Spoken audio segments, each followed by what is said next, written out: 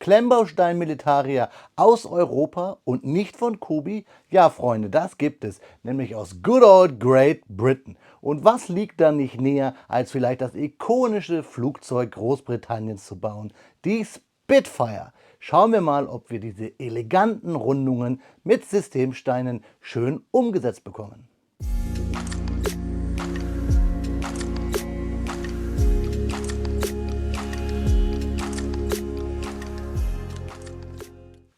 Willkommen in der Noppenklötzchenscheune. Mein Name ist Blockstar und Freunde, heute schauen wir uns im Review das erste Mal die Firma Build Army aus Großbritannien an. Und passend dazu, wie ich euch schon gesagt habe, schauen wir uns ein Set mit typisch britischem Bezug an, nämlich das Set BA2002, die Supermarine Spitfire Mark 5B. Warum diese Version so heißt, das zeige ich euch natürlich nachher bei den Fakten.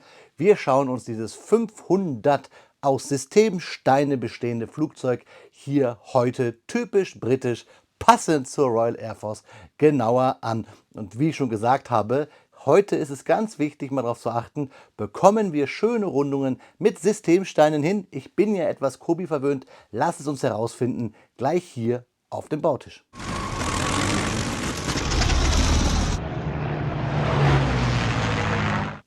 Ja, Freunde, da liegt die Königin der Lüfte von Build Army auf meinem Bautisch. Die Spitfire Mark VB oder die Spitfire Mark 4B, wie auch immer ihr das sagen wollt. Dieses Set ist das erste, was ich euch reviewe von Build Army und wurde mir vom Shop Archifex zur Verfügung gestellt. Dazu ein paar Worte. Build Army ist ein britischer Kommissionierer, nicht wirklich ein Hersteller. Die Steine dieser Sets kommen aus China, teilweise aber auch aus Dänemark bzw. von Lego. Also wir haben mostly Go Bricks, Lego, ein wenig und ein paar andere chinesische Hersteller. Alles designt und zusammengepackt bzw. zusammenpacken lassen vom Designer, Anleitungsersteller, Kartondesigner Dr. Ruben Zhang. Den netten Herrn habe ich in Nürnberg auf der Spielwarenmesse schon getroffen und das hat so ein bisschen meine Leidenschaft für Build Army geweckt, denn ganz ehrlich, bei aller Liebe für Kobi, Militaria oder historische Sets aus Systemsteinen, die ich ja mein Leben lang kenne, seitdem ich ein kleines Kind war, das reizt mich doch ganz besonders, deswegen auch dieser Hersteller. Und als ich bei Instagram gesehen habe, dass Artifacts hier so Sets anbietet, habe ich eine Story geteilt und schwuppdiwupp wurde ich angeschrieben. Das Krasse ist, dass dort die Sets teilweise günstiger sind als beim Shop, beim originalen Shop Build Army in Großbritannien. Aber das könnt ihr euch ja denken. Danke dafür für den Brexit. Das Set kommt im Maßstab 1:30, also Goldstandard der dänischen Minifiguren, besteht aus 500 Steinen, hat die interne Nummer BA2002 und wird hier halt mit hohem Detailgrad angegeben. Und sich selber hat hier Dr. Ruben Zhang eine Schwierigkeitsstufe von 6 bis 10 auf den Karton geschrieben. Das Design finde ich ganz gut. Es wird hier schon angeteasert. Ich bin gespannt, ob wir die Rundungen hinbekommen. Und wir haben hier unten so eine typische englische Landschaft mit diesen kleinen abgetrennten Wiesen durch die Büsche, Cottages. Ich bin echt gespannt. Seit ich den Film Luftschlacht um England bzw. Battle of Britain gesehen habe als Heranwachsender, bin ich hin und weg dieses Typus von Flugzeugen. Schauen wir uns die Rückseite an. Da sehen wir nochmal die Spitfire gebaut. Hier nochmal der Hinweis auf die Webseite vom Kommissionierer bzw. Hersteller. Findet ihr natürlich alles unten in der Videobeschreibung. Die Spitfire soll 31,4 cm lang werden und hat eine Spannweite von 37,5 cm. Wir haben wohl Aufkleber der britischen Kokarden hier im Set drin, aber ich sage euch wohl, lasst uns auch herausfinden. Wir öffnen ihn hier übrigens, stilecht mit einem Kobi-Teiletrenner, denn der Karton wird nur zusammengehalten von einem Tesastreifen und den sollten wir locker aufkriegen mit einem Kobi-Teiletrenner. Da sehen wir auch alles, was wir so aus Europa kennen, Zertifizierungen. Hier oben steht nur Scale Model Bricks, also ein schöner Karton. Hier haben wir auch nochmal seitlich die Spitfire und da haben wir sie auch noch einmal seitlich. Also alles das, was wir uns wünschen, sehen wir hier auf diesem Karton. Und wie immer, ihr kennt das, wenn ich Sets präsentiere, beziehungsweise habe ich schon lange nicht mehr gemacht. Wir machen hier wie folgt den Karton auf. Ihr dürft zuerst reingucken, bevor ich reingucke. Und was sehen wir? Tada! Einmal eine hochglanz gedruckte, mit Klammern zusammengeheftete Anleitung. Fühlt sich sehr gut und sehr edel an. Wir haben den Stickerbogen. Ich habe es euch gesagt, wir werden hier Sticker drin haben. Und wir haben 1, 2, eine Tüte, die schon offen ist. Geprintet hier mit Build Army, Tüte 5. 3, 4, 5, 6, 7, 8 Tüten sowie die Steine, moin, die aus dieser geplatzten Tüte gekommen sind. Und dann geht der Karton hier, so schön wie er ist und auch so stabil wie er ist, an die Seite. Ja, die Sticker sehen aus wie ganz normale Sticker, haben so hier leider so ganz kleine, leichte Luftblasen. Schauen wir mal, das kommt bestimmt, weil die Tüten im Karton hier so rübergerabbelt sind. Schauen wir uns an, wir legen sie mal an die Seite. Haben hier die Tüten, die Steine sind Systemsteine, sehen auf den ersten Blick ganz gut aus. Haben auch jetzt hier, das ist schwer zu erkennen, weil es ein bisschen dunkel ist, aber ihr seht vielleicht hier fast gar keine Kratzer, was ich krass finde. Denn wir haben ja eigentlich hier, also bei diesen grauen habe ich auf jeden Fall hier fast keine Kratzer. Ja, gar keine eigentlich so. Weil sie offen in der Tüte lagen, während wir bei diesen grünen hier schon so ein bisschen Kratzer haben. Aber wir wollen den Tag nicht vor den Abend loben oder schlecht reden. Wir bauen das Set ja noch. Wir schauen uns die Anleitung an. Die erste Seite ist halt hier so ein verstärkten Hochglanzpapier. Und dann ist hier drin ganz normales bedrucktes Papier. Mal gucken, hier ist auch noch ein Stein drin in der Anleitung. So, in einer 4er Plate. Wir haben hier noch einmal Fakten für euch über die Supermarine Spitfire. Wir haben hier auf der ersten Seite, welche Tüten wir wie wohl haben. Ich weiß schon, dass wir zwar hier so Tüten haben, aber wir keine Bauschritte nach den Tüten sortiert haben. Aber so können wir gucken, was für Steine verbirgt sich in den Tüten. Wir klemmen dann drauf los, wie wir das kennen bei so ja, Herstellern aus China. Wobei, wie gesagt, es ist ja britisch, aber die Steine kommen aus China. Wir haben hier die ersten Steps ganz normal. Ab dann ist alles rot umrandet, was wir aktuell klemmen. Wir haben hier Bausteps und wie bei Kubi keine Seiten. Wir haben hier eine Erklärung des Copyrights. Und ja, von Baustep zu Baustep hangeln wir uns und in diesen hellblauen Rechtecken sehen wir, was wir wie wo klemmen. Build Army als Wasserzeichen. Und was ich gut finde, dass es relativ groß ist. Und auch, obwohl das hier ein normales Papier ist, wo es bedruckt ist, sieht es doch relativ gut aus. Also, das finde ich klasse. Hier ist der Sprung, wo man es mal ganz gut sieht. Hier Papierdruck und auf der letzten Seite dann ist natürlich wieder Hochglanz. Fertig sind wir also dann mit den Baustep 128, wenn wir das Fahrwerk anbringen. Und wie gesagt, alles Systemsteine. Ihr könnt also theoretisch mit euren Lego oder Go-Bricks oder ja, wen auch immer Steinen, nicht Mega, nicht Kobi, wobei auch Kobi wahrscheinlich auch, aber dieses Set nachbauen.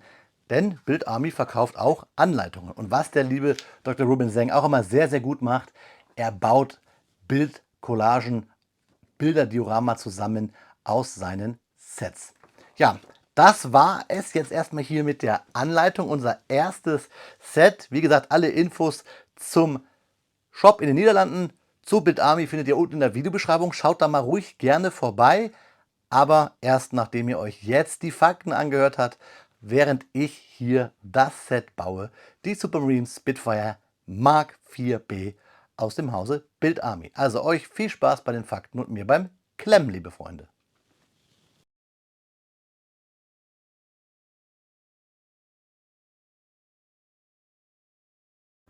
Speedbildzeit ist Faktenzeit und heute widmen wir uns mal wieder einem echten Klassiker der Luftfahrtgeschichte. Vielleicht sogar dem Klassiker der britischen Luftfahrtgeschichte, nämlich der Supermarine Spitfire in der Version Mark 5B. Sie war nicht nur die meistgebaute Variante der Mark V-Serie, sondern auch ein Symbol für die Anpassungsfähigkeit der Royal Air Force im Zweiten Weltkrieg. Entwickelt aus der Not heraus entstand die Mark V-B als Antwort auf die immer stärkere deutsche Luftwaffe, insbesondere auf die neue Messerschmitt Bf 109F. Der eigentliche Nachfolger der frühen Spitfire-Modelle, die Mark III, war zu diesem Zeitpunkt noch nicht serienreif, also griff man zu einem Trick. Man nahm den Rumpf der bewährten Mark II, setzte einen stärkeren Motor ein, den Rolls-Royce Merlin 45, und rüstete das Flugzeug mit einer verbesserten Bewaffnung aus. So war die Spitfire Mark V geboren. Der Erstflug der Mark V fand am 12. Dezember 1940 statt. Schon bald wurde sie zur neuen Standardversion der Royal Air Force und löste die Mark I und Mark II ab. Besonders die Mark V-B-Variante stach hervor.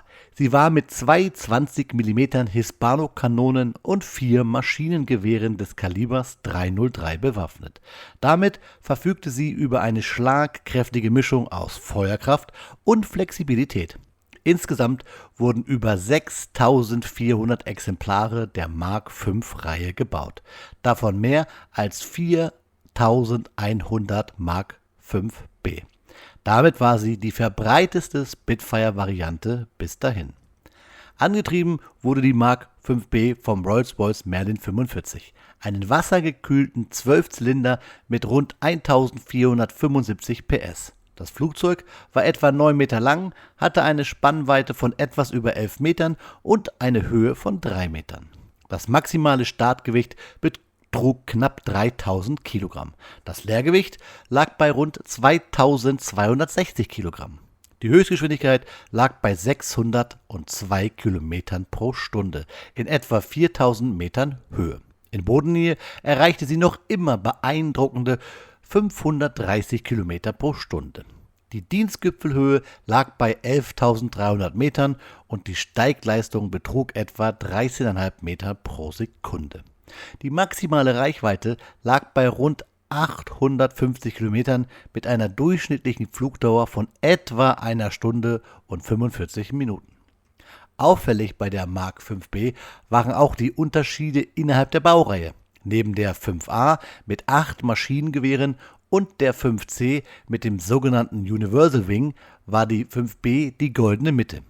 Der Universalflügel der 5C erlaubte unterschiedliche Bewaffnungskonfigurationen und war mit einem verstärkten Fahrwerk ausgestattet. Das ermöglichte unter anderem auch den Einsatz unter schwierigeren Bedingungen, wie zum Beispiel in Nordafrika. Dort war die Spitfire 5B oft mit zusätzlichen Sand- und Staubfiltern ausgestattet, die sich markant unter der Nase des Flugzeuges abzeichneten. Die Spitfire Mark V-B kam in über 140 Staffeln der Royal Air Force weltweit zum Einsatz. Von Europa über den Mittelmeerraum bis hin zu Nordafrika war sie überall vertreten. Außerdem wurde sie an zahlreiche alliierte Nationen geliefert, unter anderem auch die Vereinigten Staaten, die Sowjetunion, Kanada und Neuseeland. In vielen anderen Ländern war sie das erste moderne Hochleistungsjagdflugzeug, das in nennenswerter Zahl zur Verfügung stand. Im Vergleich zur Bf 109F war die Mark V-B in bestimmten Aspekten unterlegen, etwa bei der Höchstgeschwindigkeit in großen Höhen oder der Reichweite.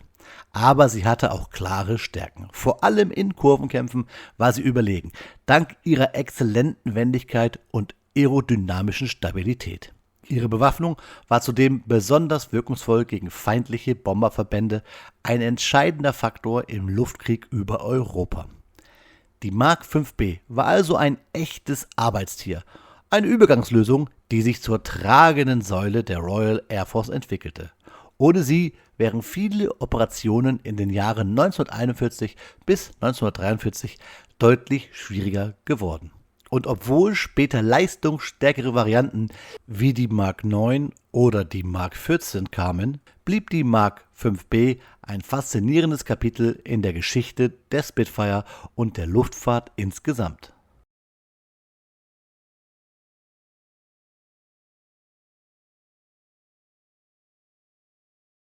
Nach 1 Stunde und 30 Minuten steht sie da, unsere Spitfire Mark 4B, Mark 4B oder Mark VB, wie auch immer ihr sie nennen wollt. Natürlich, wobei so natürlich ist das nicht, noch nicht mit Stickern, denn ich wollte euch erstmal das Set so zeigen, weil ich vielleicht auch noch was auseinandernehmen möchte oder muss. Und ich wollte euch darauf hinweisen, das habe ich nämlich am Anfang übersehen, dass wir hier einen doppelten Stickerbogen haben. Das heißt, ihr könnt das Flugzeug mit Stickern bekleben und falls sie euch einmal abgehen oder ihr das Set auseinandernehmen müsst oder ihr es vertauschen wollt, dann habt ihr mindestens noch einmal eine Seite mit Stickern da. Sticker sind blöde, aber Freunde, generell reden wir hier über eine One-Man-Show und über Brick-Build und da ist das manchmal gar nicht so einfach. Und wenn wir über Brick-Build reden, also über gebaut aus Systemsteinen, haltet euch nur vor Augen und bin nicht müde, dieses Set hier zu zeigen von einem Hersteller aus Dänemark. Da haben wir auch ein Flugzeug aus dem Zweiten Weltkrieg und wir haben hier auch Aufkleber. Und ja, das ist Brickbuild. Und das hier ist auch Brickbuild, die BA2002 von Build Army. Ich habe es euch gesagt, ich habe dieses Set freundlicherweise von Archifacts zur Verfügung gestellt bekommen. Schaut mal gerne bei Instagram vorbei.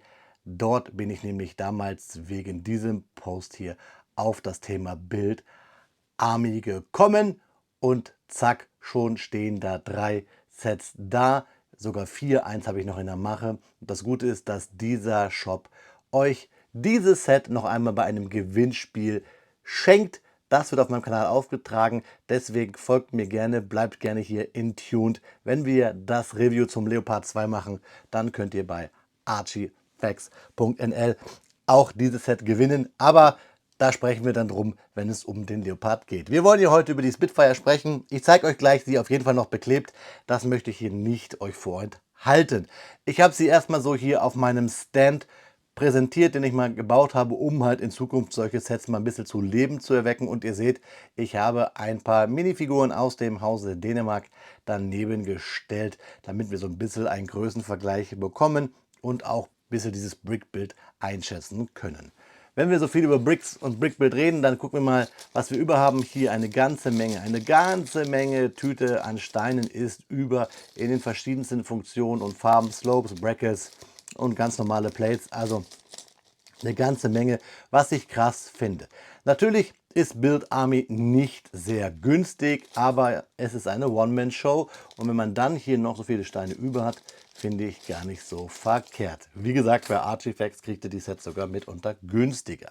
Die Minifiguren, die Plate, da hinten das Gedöns, gehört natürlich nicht zur Spitfire dazu. Aber ich wollte sie euch einmal zeigen. Das ist das Renderbild, das ist das Original. Ich finde, es kommt ganz gut hin. Die Farben natürlich hier sehen immer einen Tucken anders aus. Ich habe hier ein paar Marker, denn ich möchte mit euch über ein paar Punkte in der Anleitung sprechen, die ich nicht so gut finde, beziehungsweise über die wir reden müssen, die mir beim Bauen aufgefallen ist. Und zwar eine Sache, die ich ganz lustig finde, hier hinten der Holm, der Abgang hinten zum Seitenleitwerk, den ihr jetzt dort seht, der ist ganz nice gebaut, nämlich einfach nur angedrückt und schräg gehalten. Ich mag das immer ganz gerne, wenn Designer die Steine hier mal ein bisschen an den Rande ihrer legalen Funktionen setzen. Das finde ich ganz gut. Und ein Baustep, der mir gar nicht gefallen hat, ist der Baustep 59. Da bauen wir hier so ein Mittelteil. Da bauen wir erst so halb mit Brackets. Das heißt, wir bauen immer nur so 2 Noppen oder auch mal nur eine Noppe, um diese Rundung des Mittelteils zu bekommen. Und dann bauen wir es und dann müssen wir es dann hier auf die Plates machen. Das heißt, eigentlich müssten wir es hier anders darstellen, wie wir es nämlich bauen auf dieser Plate und dann zubauen, finde ich nicht so gut. Und last but not least noch ein Punkt. Natürlich hier müsst ihr bei der Anleitung ein bisschen aufpassen, wenn ihr so wie ich so ein bisschen die Finger annässt und hier dann umblättert. Wir haben halt hier normales Papier, das kann dann wellig werden. Fühlt sich hochwertig an, aber es ist ganz normales Papier. Hier der Außenband ist natürlich Hochglanz. Ich wollte euch aber sagen, dass ihr hier so ein bisschen aufpassen müsst mit den Pins und diesen, Kellen, so habe ich sie früher bei Lego genannt, auch ganz einfach, weil mein erstes Lego-Set eine Polizeistation war mit hier solchen Kellen. hier für das Fahrwerk. Die Gummis sind sehr weich, das zeige ich euch gleich. Und wir dürfen diese Kelle nicht zu tief in den Pin stecken, denn sonst weiten wir den Pin zu sehr, dass dieser Balljoint bzw. dieses Kugelelement hier nicht mehr im Fahrwerk greifen kann. Das sind so die Punkte, auf die man achten muss. Und ja, ich habe es euch gesagt, der Ruben macht schöne Grafiken mit seinen Sets. Das gefällt mir. Also Renderbilder und so weiter, das kann er richtig gut.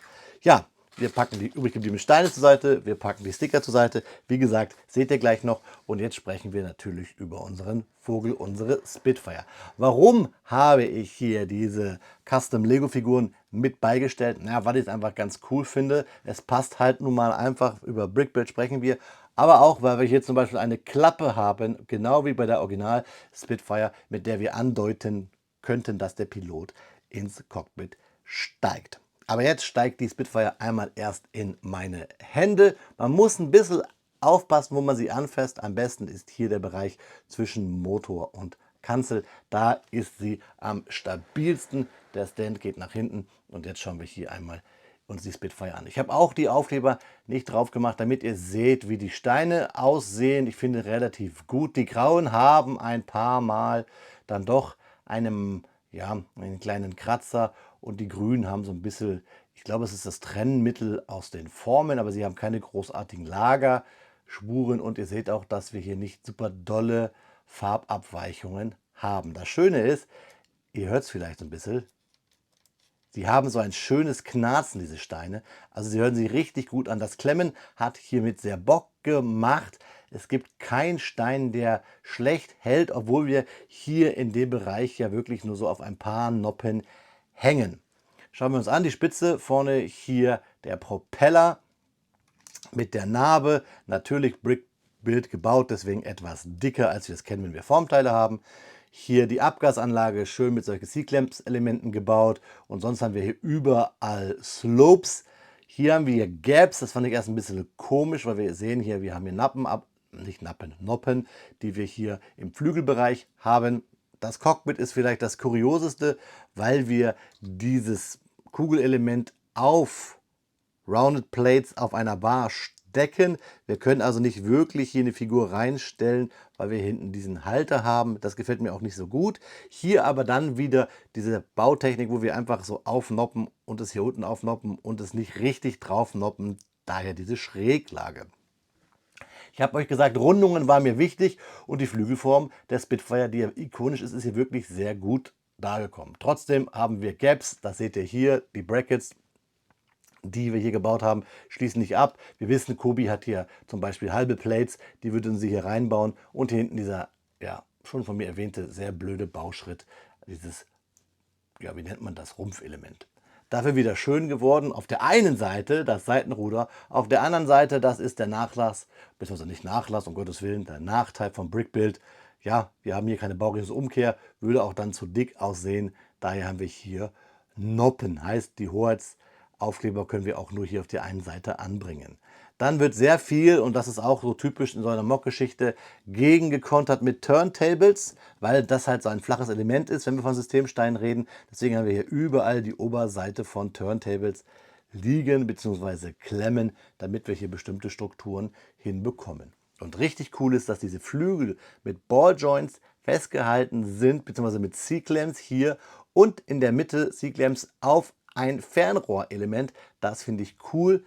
Hier ist das sehr weiche der Räder, das gefällt mir nicht gut an diesen von mir zum Schluss bei der Bauanleitung erwähnten Kellen. Und mit diesen Balljoints hier, die sehr gut gehen, fast zu gut, ihr hört es, knack, knack, könnten wir auch das Fahrwerk einfahren. Ich lasse es jetzt ausgefahren, weil ich ja auf den Stand möchte. Ja, die Gaps hier ist das Einzige, was mich so ein bisschen stört. Sonst finde ich sie eigentlich für eine Brickbuild Spitfire ziemlich cool und sie hält auch hier, ich kann wackeln.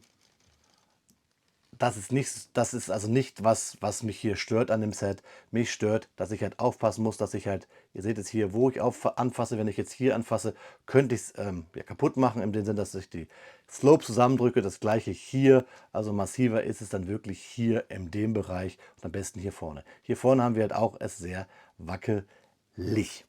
Ja, das ist die Spitfire bis hierher. Ich zeige es euch nochmal von unten. Klar, wenn wir Systemsteine bauen, haben wir keine negativen Fliesen, die wir dünn haben. Da sind wir vielleicht von Kobi anderen Steinebau gewöhnt, aber ich muss sagen, genau das, was ich wollte, auch das Spornrad hier finde ich eigentlich ganz cool gemacht. Auch hier wieder mit so einer Art Pfannenelement festgemacht. Das gefällt mir. Also die Schokoladenseite der Spitfire ist auf jeden Fall hier.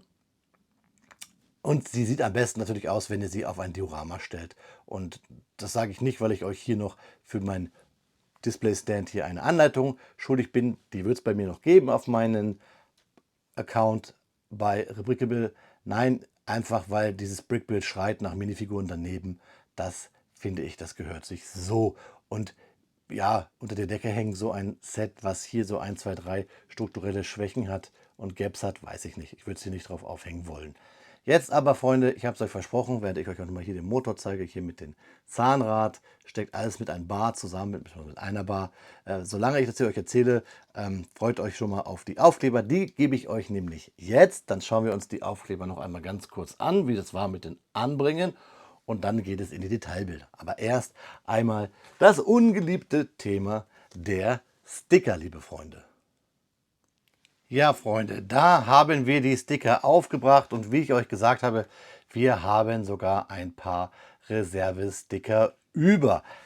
Die Sticker sind sehr leicht, sie gehen sehr leicht von der Folie ab und auch kann man leicht noch hier so Luftblasen raus korrigieren. Trotzdem wirken sie fast wie Decals. Wirklich, man kann sie auch noch mal abmachen, aber sie decken auch nicht so ganz. Also so ganz gefallen sie mir nicht.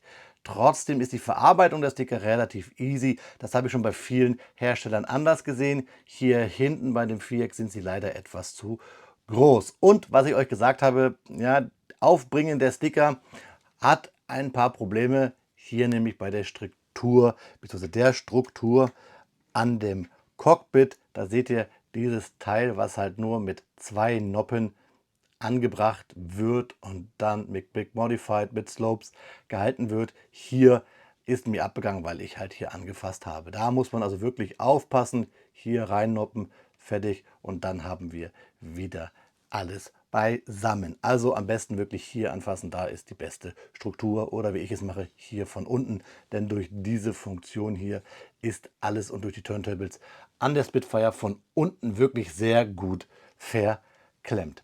Also ein schönes Teil, wenn man auf Brickbuild steht, wenn ihr Kobi und ja, gibt ja noch andere Hersteller aus China, Guanggang und Co. verwöhnt seid, dann ist natürlich sowas vielleicht nichts von euch oder für euch. Von euch kann aber sicherlich hier ein Herz für dieses Set ausgehen, wenn ihr ein Fan von Systemsteinen seid. Wenn ihr selber mit Systemsteinen mockt, dann ist so ein Set natürlich was für euch.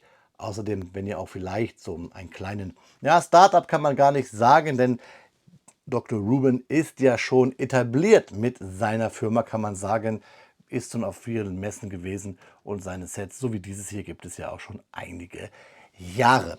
Aber wenn ihr ein Herz für sowas habt, dann dürft ihr natürlich gerne trotzdem hier mal schauen, ob diese Sets für euch was sind. Generell schauen dürft ihr, kommentiert mir mal, was haltet ihr von diesem Flieger? Ihr bekommt natürlich jetzt gleich noch Detailbilder, dann könnt ihr selber noch mal gucken. Aber was haltet ihr von dem Thema Brickbuild? Wie gesagt, hier nochmal der Vergleich, Dänemark und hier Großbritannien featuring China.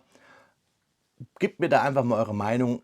Ich habe auch vom Militaria Brickbuild Lego Primus, nämlich Brickmania, auch noch ein Set für euch. Das werden wir bauen und natürlich auch die Sets hier hinten, die, wie ich euch schon versprochen habe.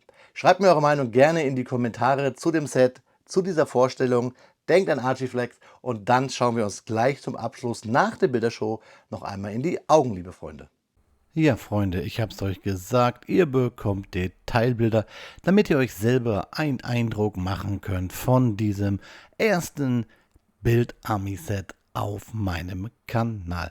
Und lasst euch nicht verwirren, ich habe auch noch mal ein paar Fotos von meiner kleinen Betonlandebahn gemacht. Die Minifiguren sind natürlich nicht im Set enthalten, sind aber alle Lego-Figuren, die ich so ein bisschen getuned habe. Ich möchte noch ein paar Worte zur Spitfire verlieren, denn ich habe euch ja gesagt, dass unter anderem auch die Vereinigten Staaten von Amerika die Spitfire eingesetzt haben, und zwar während der Operation Torch in Nordafrika. Aber auch Belgien, Dänemark, Frankreich, Großbritannien, Indien, die Niederlande, die polnischen Exilkräfte in Großbritannien, Ägypten, Argentinien, Israel, auch Italien im Nachkriegsitalien, die Sowjetunion und Burma, Hongkong, Irland, Indonesien und Portugal gehörten sowie die Türkei zu den Nutzern der Spitfire. Und das ist ziemlich lustig im Rahmen der Türkei, denn die setzte auch hier unter anderem die Focke-Wulf ein. Ziemlich cool, so einen Flugzeugfuhrpark zu haben. Ja, Freunde, schreibt mir bitte, bitte wirklich mal hier zu Bild Army eure Meinungen in die Kommentare. Ich habe mich jetzt hier für ein Flugzeug entschieden, weil ich noch kein Flugzeug so richtig cool umgesetzt Brickbuild gesehen habe. Natürlich gibt es da sicherlich viele, viele Ausnahmen da draußen, aber als Set noch keines. Ich habe noch ein paar, die ich euch reviewen werde. Vielleicht tasten wir uns hier wirklich dran. Hubschrauber haben wir Build Brick schon gehabt und Panzer gibt es ja auch. Und auch von Build Army habe ich hier noch ein paar Panzer, die ich euch präsentieren kann. Ihr habt das eben gerade gesehen als Hintergrund während des eigentlichen Klemmbaustein-Reviews. Aber Flugzeuge ist ja immer so ein Thema. Und ich finde wirklich, dass diese Spitfire trotz ihrer vielen Schwächen doch wirklich sehr gut und rund aussieht. Und das war ja die Kernfrage eigentlich dieses Reviews. Kann man mit Systemsteinen hier eine schöne runde Form hinbekommen? Und wir sehen, ja, Abstriche muss man machen. Sicherlich ist auch der Preis hier ein Faktor. Aber deswegen habe ich ja hier einen Partner, wo wir die Sets günstiger bekommen können. Aber der Kern, Brickbuild, kriegt man runde Flugzeugformen hin, ist, glaube ich, hier mit der Spitfire gegeben. Aber das ist meine Meinung. Ich möchte gerne eure Meinung wissen. Schreibt sie mir in die Kommentare. Und gerne dürft ihr auch Kanalmitglied werden. Infos dazu alles unten in der Videobeschreibung. Denn dann dürft ihr zum Beispiel das nächste Build Army Set, was ich review, mitentscheiden. Also liebe Freunde, das war's bis hier. Und jetzt, wie immer, schauen wir uns zum Abschluss noch einmal in die Augen.